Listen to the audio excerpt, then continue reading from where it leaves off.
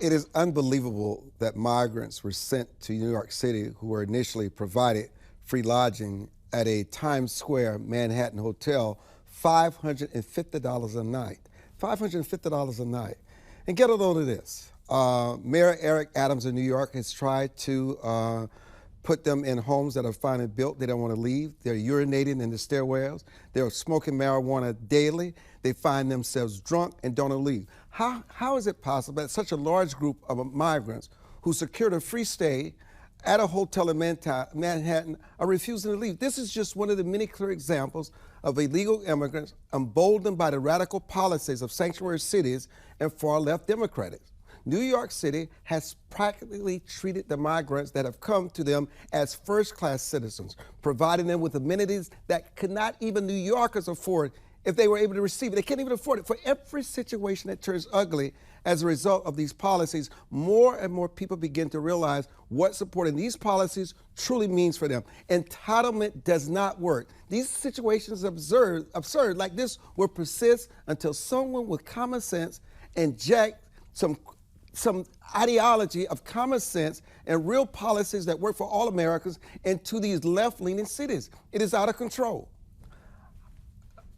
Let me start with you, Pastor Seltz. I mean, obviously, people, when you're giving it to them, they don't earn it, they don't respect it, and they destroy it. Yeah, I mean, human nature. That's the one thing that these policies are overlooking. I mean, we've got, Thomas Sowell talks about two different visions. There's the unlimited vision and then there's the limited vision. Well, if you believe that human beings aren't sinful, they're not broken, that if you just give them things, they'll do the right things, well, then these policies would work. But they don't, because human nature is such that people, if given the opportunity to do as they please, will do as they please, no matter what it costs the people who are benefiting them. And so that's why these policies don't work. They actually don't take human nature seriously. And what I mean by that is that human nature is broken. Human nature is the Founding Fathers believed two amazing things. They believed in your inherent dignity, but they also believed in our depravity, and they put together policies that encourage people to take responsibility for their lives, and that's not going to happen with these policies. Christian O is joining us for the first time. He's president and the executive director of the DC Asian Pacific American Film Festival. You know, a lot has been coming to the microscope since it seems though that Asians are being targeted in these clubs, they're being assassinated, and it's an older generation. And someone is saying it's a new phenomenon that this is happening where Asians are victimizing their own culture. What is it about this that we don't understand? I think the biggest issue is that there's definitely a misunderstanding of Asian American culture is not one big piece. It's very fragmented. And what I mean by that, unlike African Americans where you could be from Southeast DC or from Nigeria, you're still bounded by your color, you're bounded by historical suffrage. Where with Asians, we're not like the Hispanics where you could be from Puerto Rico or from Mexico, you can speak the same language even if you don't like each other. But with Asians, we don't speak the same language. We don't share the same historical suffrages, right? We've even done it to each other. Japanese on the Chinese, Japanese on the Koreans, if you look at history. So I think there's a disconnect that you can't just put us all together. And thus, because of those minute differences, that's where a lot of that culture clash even happens internally with Asians and Asian Americans. So what do you actually think happened? Well, in the two shootings that we've seen so far, both of them were elderly in terms of the shooter. And then the victims ranged, right? You had different ages, different maybe even socioeconomic characteristics. But there was some trigger, and I hate to use that word, but there was some trigger that made these elderly gentlemen decide to shoot. What I've seen or what I've read, again, don't quote me here, but based off of the Half Moon Bay, there was definitely some sort of antagonizing characteristics of his experience. He was told that, oh, you caused an accident with his equipment, you're going to have to pay. And that kind of stress, that kind of economic stress, as well as the bullying, that's the word that was thrown around, of what he was experiencing, forced him to have access to a gun and then go shoot. I think there's definitely some holes in regards to how people interact with society, and then also how the environment plays a big component of that. But you know what's fascinating about this, Josh? If they were in any other place than the United States, this never would have happened. Yeah. So as Christian mentioned, culture is more of a constant than I think people realize, but the environment is what's different. Mm-hmm. So if you are in Asia, like I'm Korean, so if you are in Korea and you may be at the bottom of society, there's not as much you can do about it, right? Entrepreneurship is much lower in Asian countries, well, generally outside the US. And there's also, even if it's a mental health issue, there are it's a norm that you don't get that treated. It's just something that you accept and live with as part of your position in society. So when Asian cultures come to America, I think that some people within the Asian community overlook that they have access to different things. They have access to when they come to America, America gives them permission to act on their behavior because they see every other culture doing the same. That could be knives, that could be screaming and yelling, which you will not see in the Asian culture. Yeah. That could be guns. You go to a club and come. It's just the environment. They know that this can happen in America. They can deal with their depression, they can deal with their anger, they can deal with their anxiety in a very different way. This is what America has become. We'll be back. Don't go away.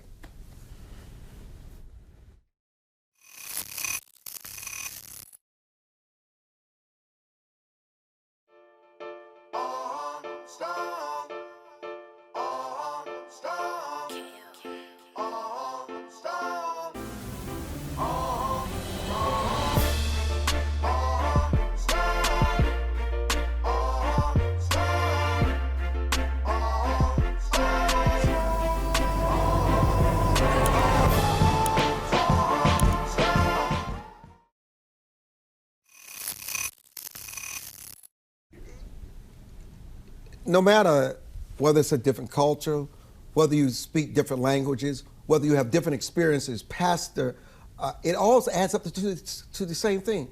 Innocent people were just murdered, taken to slaughter because of somebody else's issues, and it continues to happen in a place called America, which has become so toxic and so normalized.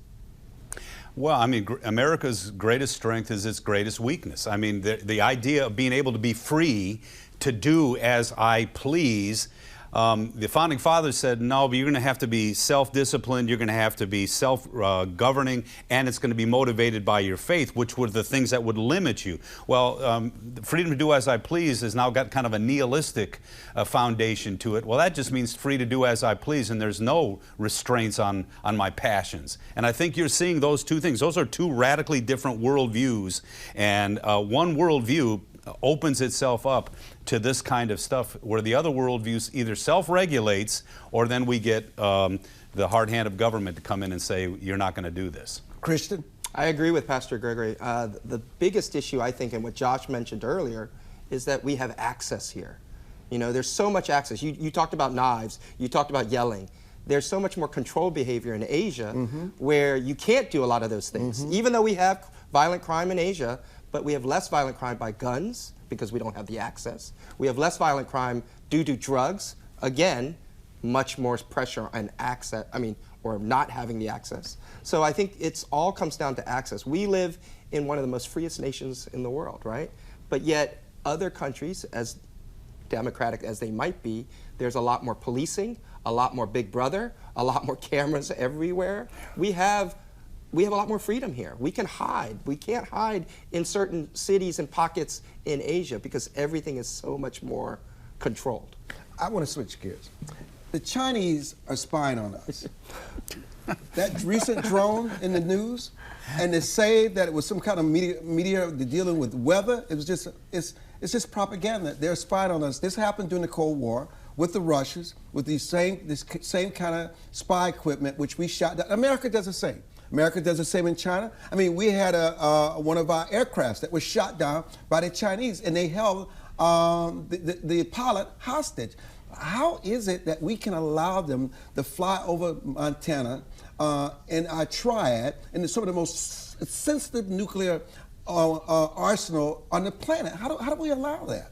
I think there's a couple of factors, right? So one, there are rising tensions between the United States and China, mostly on economic grounds. I think the Ukraine invasion has faded to the background, and with that, so has the idea of an invasion of Taiwan. But the Biden administration has made a lot of moves to cut off technologies to China, and I think that this may just be a consequence of that attention, right? Even though this is happening, it happens very often, it just has drawn our attention because the atmosphere is so tense. I do not like how China appears to be changing the story on it a couple of times, right? So it's a civilian airship. We call that lying. That's what we call it. Propaganda. Yeah, propaganda. We've been nice about it, propaganda. You know, here's what's fascinating. It seems that with Taiwan, everything is escalated.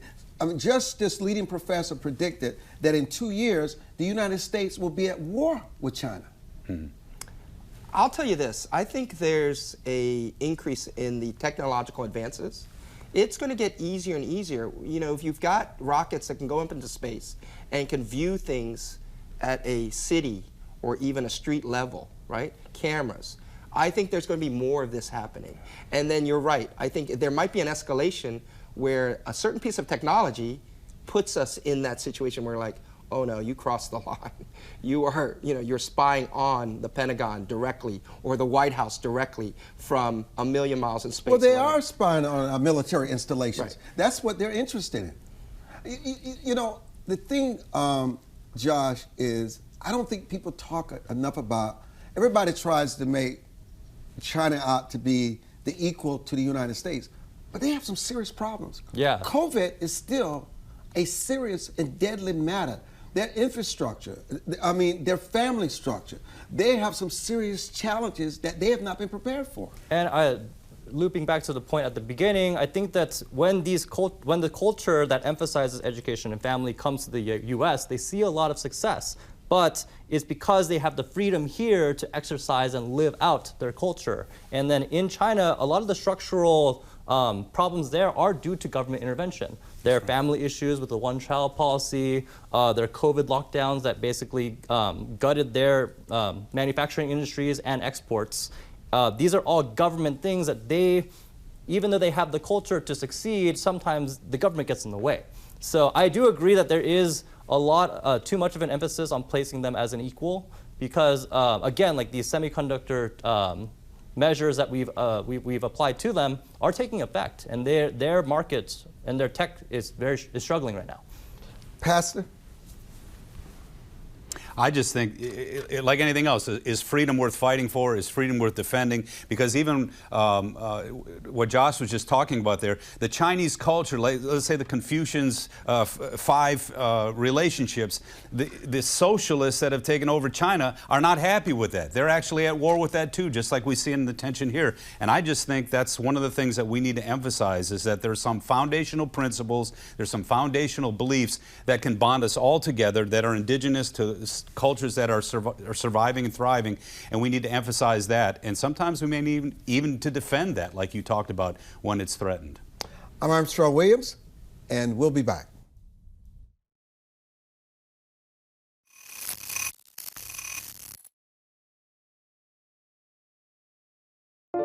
It is easier to build up strong children than to try and repair broken men. The streets are plagued with crime, violence, there's a lot of poverty, and it's all a result of lack of education that's happening in our schools. So it really is a crisis.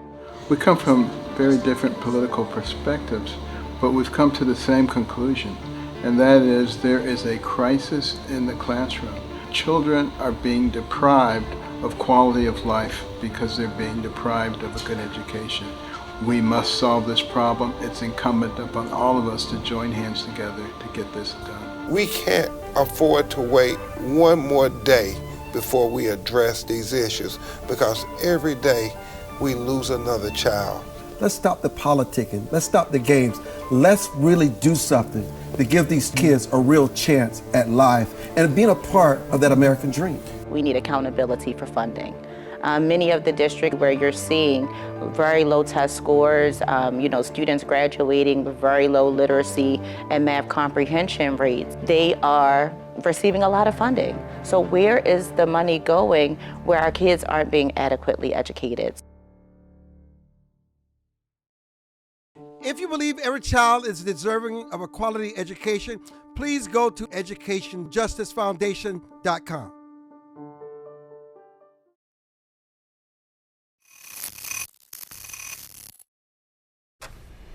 Christian O is president and executive director of the DC Asian Pacific American Film Festival.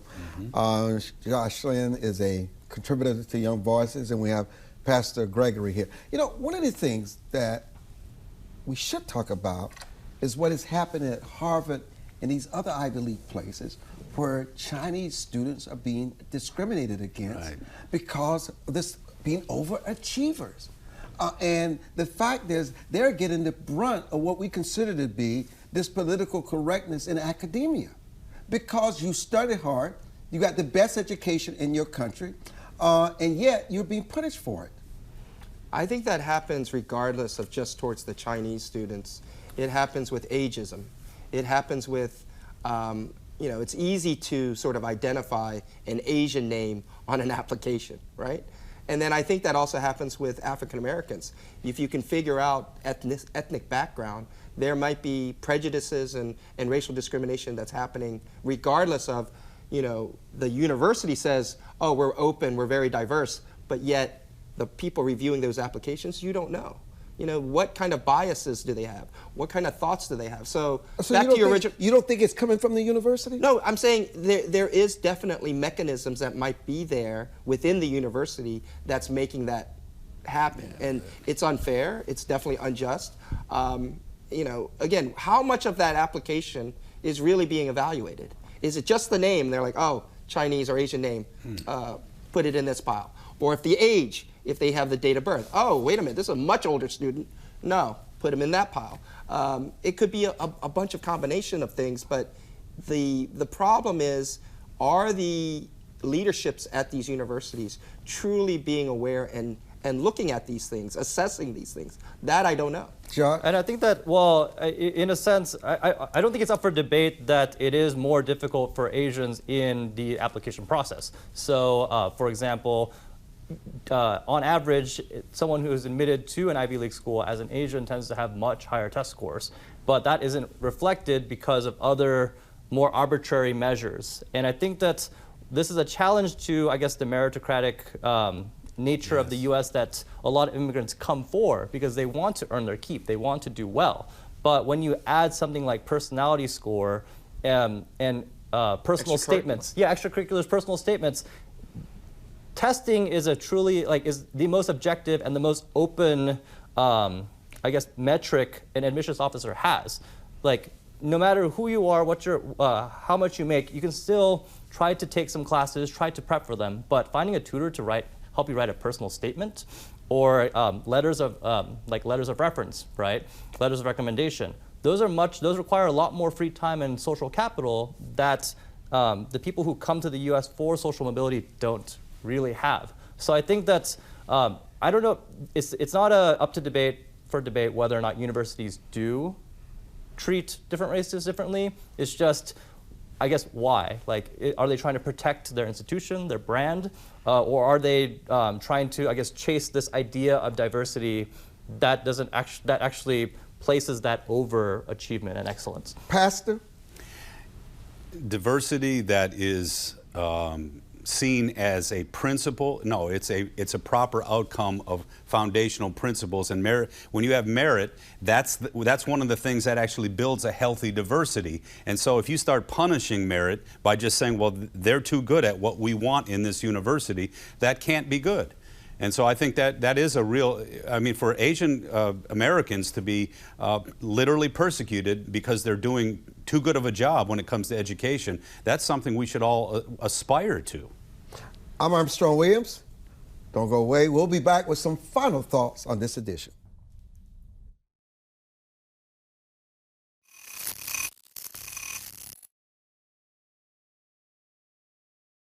As a home buyer, you need a lender who cares about your home ownership dreams. United Security Financial has been helping families secure their dream homes for 30 years. We're a national fair practice lender that provides affordable mortgages and low down payment programs to eligible home buyers. To learn how United Security Financial can help you secure your dream home, call 1-800-373-4186.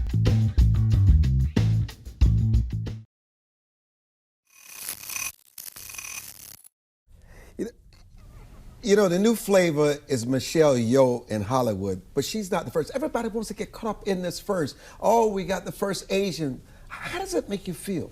It just becomes, you know, trying to sell more newspapers or get more impressions, more likes. It's always great to say, oh, first this, first that. But in reality, there was a actress, I think in the 1930s, named Merle Oberon, who she sort of hid her half Asian, half white heritage, and yet she was the one who was first nominated as a, quote, Asian American actress. We are very proud that, you know, obviously it took a lot of, almost 80 years now for the next person to be nominated, and Michelle Yeoh with her film Everything Everywhere and All at Once, which is currently being re-released in theaters, and there's also additional supporting actor and actress nominations, best film nominations, and then even Jamie Lee Curtis is a big champion of that because she's in the film as well and also nominated. Yeah, but I don't understand. Americans who live in Asia is not going to be nominated. I don't know about that. They get some special treatment just for being foreign. Do you think so? Oh yeah. No, like so. I mean, for example, from what I know in Korea, right? Like, you want someone to play the foreigner, right? It's not in America where a foreigner can look like anything. For them, a foreigner is white. You want, and in their media, that's who they want to represent. So well, you'll see. So they don't want diversity. They don't want somebody with white. No, correct. But that's racism. No, but it is. It's really about homogenization. Oh no, that's racism. It's homogenization. Hear me out. Homogenization meaning in Korea, or in China, you always see white actors being the, quote, savior, right? Great example, there was a movie with Matt Damon called The Great Wall, right? And he was the lead actor, he was the savior. I watched The Great Wall, but what about people who've been excluded from the theaters and from the movie industry because of their race and the laws? In Korean Hollywood, if you want to call it Hollywood there's actually a novelty if you're white or of a different color speaking Korean. They want that. Other than whites, what other actors and actors of diversity do you celebrate in your culture? I tend to be a little more cynical, and yeah. So like they tend to be white, but multiculturalism looks different in Korea, right? So in Korea, multiculturalism is foreigners doing Korean things, right? So they want someone who looks different, whether they be white, African, Southeast Asian, but they want them to dress up and do Korean things. That's very different from America, where diversity is where you're representing yourself and your own culture. I think that's the audiences are different, obviously, and then I mean we could spend a whole other segment about Korean pop music, K-pop. You've got the #1 female K-pop group, and one of their members are not even Korean. She's Thai, yet she speaks perfect Korean. So again, that kind of diversity is there, but it's a different sort of But we can never see that diversity because we can tell whether they're Thai, Chinese, Japanese. Because we group everything together. Look, I can't thank you all enough. It's a terrific conversation today, Christian. It's good having you on. Josh, it's always good seeing you. It's always good having a pastor in the house. I want to thank WGLA 24/7 and Howard Stirk Holdings. And we've got to continue the discussion. I learned a lot today about Asian culture and about the differences, the languages and everything. I'm Armstrong Williams, and again, we're out of here.